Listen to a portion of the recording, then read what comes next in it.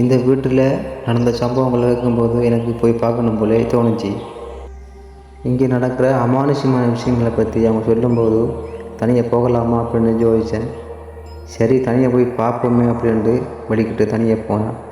அங்கே போனபோது எதிர்பார்த்த சம்பவங்களை விட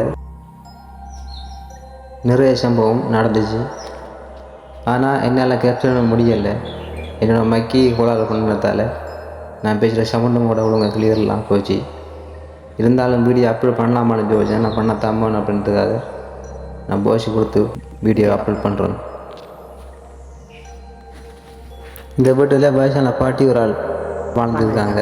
அவங்க இருக்கும்போது யாரும் அவங்கள பார்த்தது இல்லை, வந்து யாரும் பேசினது இல்லையா. அது அவங்க அங்கே இருந்து இறந்து ஒரு 15-16 நாளுக்கு அப்புறமா தான் பாடி அங்கே எடுத்துருக்காங்க. அது வரைக்கும் அங்கே இருந்துருக்கு, இறந்து அங்கே கிடந்துருக்காங்க. அழுகிற நிலையெல்லாம் எடுத்துருக்காங்க பாடியை.